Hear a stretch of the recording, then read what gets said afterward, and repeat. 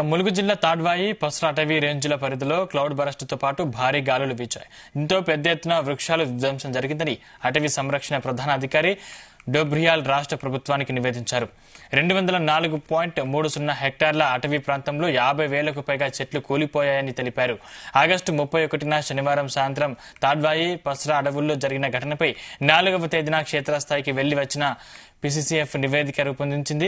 అటవీ శాఖ ముఖ్య కార్యదర్శి అహ్మద్ నదీంకు పంపించారు.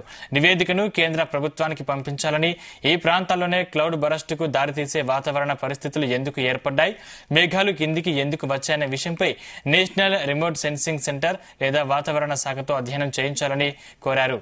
వన్యప్రాణులకు ఎలాంటి ముప్పు కలగలేదని తెలిపారు.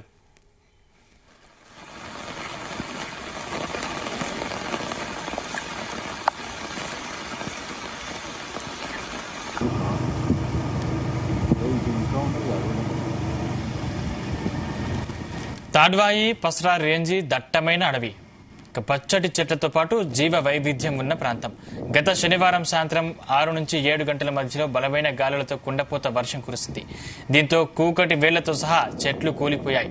3 కిలోమీటర్ల పొడవు, 1/2 కిలోమీటర్ వెడల్పుతో మొత్తం 204.30 హెక్టార్ల అటవీ ప్రాంతానికి భారీ నష్టం వాటిల్లింది.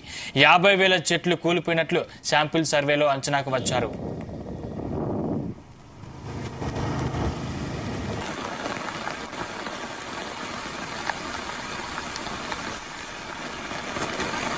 చెట్లు కూలిన ప్రాంతం రాళ్లు రప్పలేని సారవంతమైన నేల. ఇక్కడ పెరిగిన చెట్ల వేర్లు భూమి లోపలికి కొద్ది మేరకు వెళ్లాయి. దీంతో ఉధృతమైన గాలి వానలకు చెట్లు తట్టుకోలేకపోయాయి. కొన్ని చెట్ల కొమ్మల వరకు విరిగిపోయాయి. కూలిన చెట్లను వారం రోజుల్లో లెక్కించాలని కింది స్థాయి అధికారులు సిబ్బందికి అటవీశాఖ అధికారి ఆదేశాలిచ్చారు. వాటిని దగ్గరలో డిపోనకు తీసుకెళ్లాలని సూచించారు.